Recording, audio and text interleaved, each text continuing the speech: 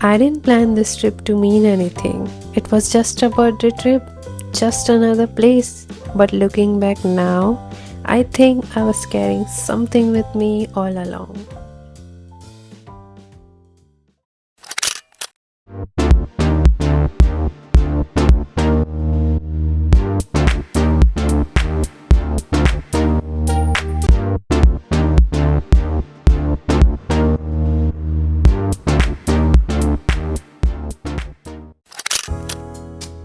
Somewhere between the flight and the mountain, I opened my sketchbook and started drawing a peacock. I don't know why, I just felt like drawing it. Usually, when something catches my attention, I want a reason, a meaning, an explanation, but this time I didn't have one. I wasn't trying to create something important, I wasn't trying to make a statement. I was just following a feeling, and for some reason, I kept coming back to it. Maybe not everything needs a reason. Sometimes a feeling is enough, so I kept drawing.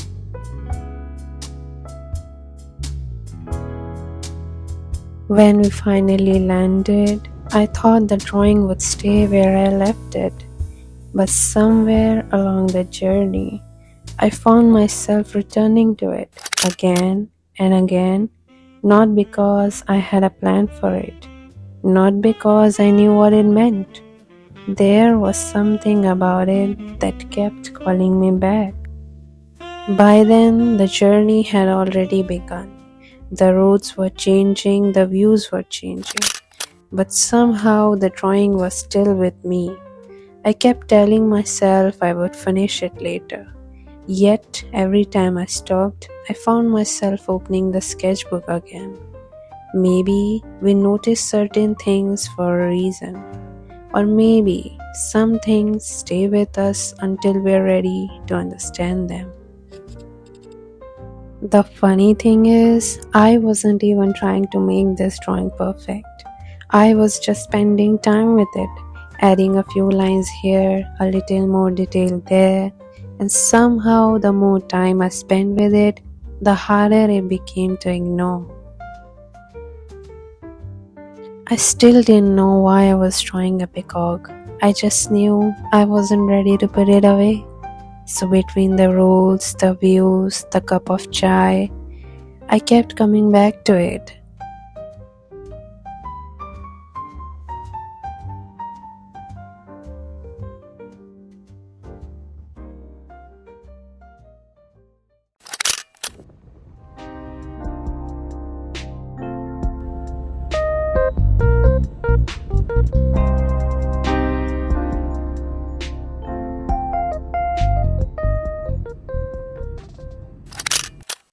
As the roads changed, I kept thinking about how easy it is to stay familiar, to like what everyone likes, to show only the parts of ourselves that are easy to explain.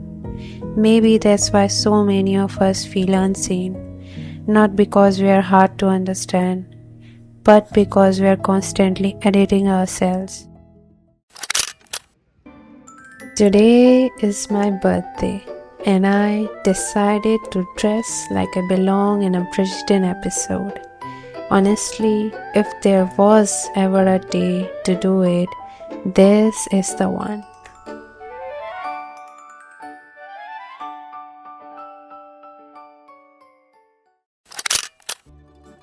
For a while, I stopped worrying about whether something was practical, sensible, or worth explaining.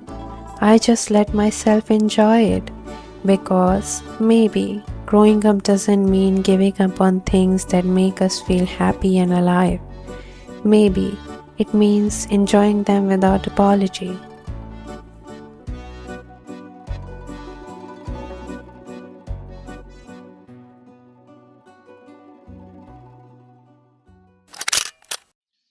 From the lake, I made my way to the botanical garden, and like most of the places in Ooty, it felt like stepping into a completely different world. The more I wandered, the more there was to discover. Walking through the botanical garden, I couldn't help but notice how different everything was. Some plants stood tall, some spread wide, some were bright and impossible to miss, others blended quietly into the background, and somehow none of them looked out of place. They weren't trying to be more alike. Some of these trees were older than entire generations. Some plants had traveled thousands of miles before finding a home here, and suddenly I felt a little less rushed. Maybe not everything needs to happen at once. Maybe becoming who we are is allowed to take time.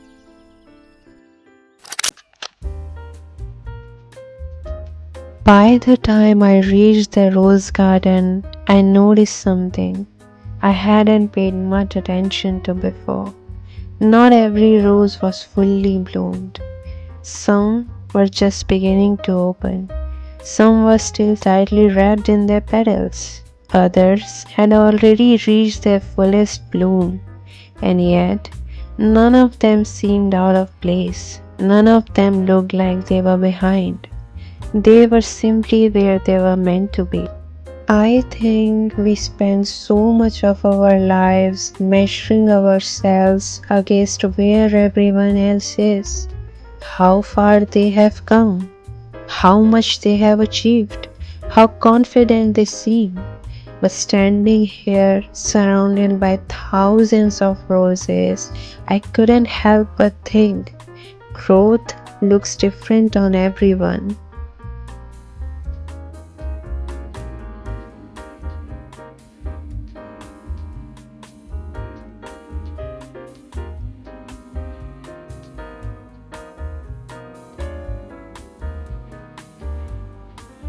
As I sat there sketching, something about the roses kept drawing my attention. People admire them for their beauty, but rarely for their thorns. And yet, without both, they wouldn't be what they are. The petals don't make the thorns a flaw. The thorns don't make the petals any less beautiful. They simply exist together. Maybe the goal was never to choose between the two. Maybe it was to learn how to carry both.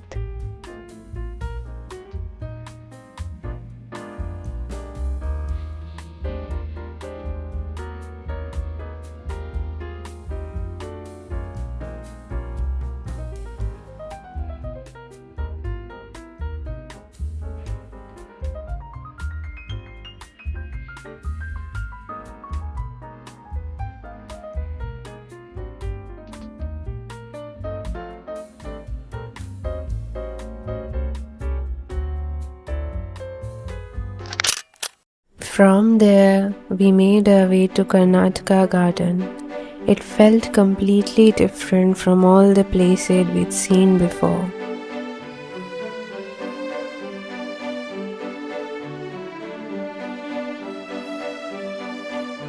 This time, the paths twisted and turned, almost inviting you to wander instead of rushing through.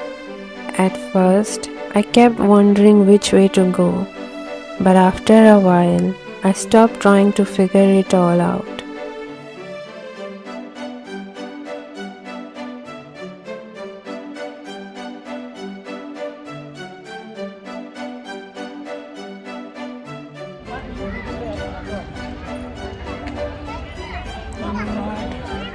I can get lost. I simply enjoyed discovering what each turn had to offer, and when I finally found my way out, I was greeted by the sweetest little orange cat. As if the garden had one last surprise waiting for me. Just beyond it, a bridge quietly connected one side of the garden to the other. Sometimes that's all a journey really is. One small step after another, until you look back and realize you have already crossed into somewhere new. As evening approached, we finally arrived at the place I had been waiting for. The Fern Hills Royal Palace. I first discovered it in the movie Ras. The palace, the songs, the atmosphere. Somehow it stayed with me long after the credits ended. And standing there on my birthday, it didn't feel like I was visiting a new place. It felt like I was finally meeting a place that had been a part of my imagination for years.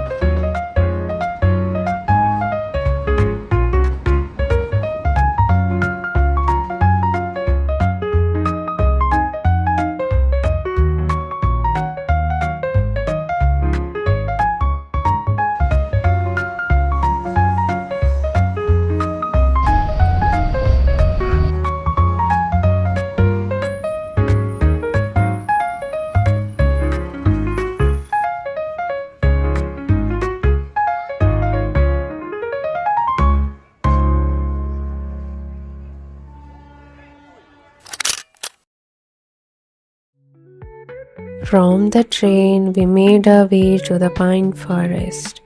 Another first, my first horse ride.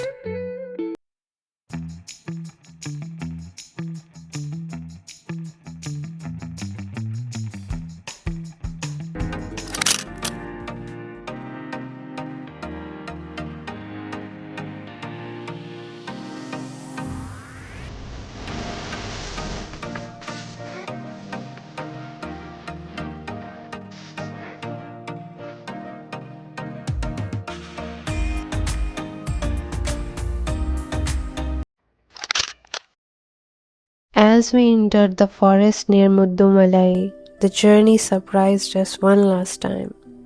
A herd of wild elephants, deer quietly resting by the roadside. One of them came so close, it almost felt like the time had slowed down. And then there it was, a peacock, dancing freely, completely unaware that someone had spent an entire journey trying to understand why they couldn't stop drawing it. It never apologized for standing out. It never dimmed its color to make others more comfortable. It simply expressed what it already was, and maybe that's the lesson I was meant to bring home. We spend so much of our time hiding the parts of ourselves that doesn't seem to fit together, but maybe those are the very things that make us unforgettable. The world doesn't need a smaller version of who we are. It needs the honest one, because the people who are meant to find us can only recognize us when we stop hiding our colors.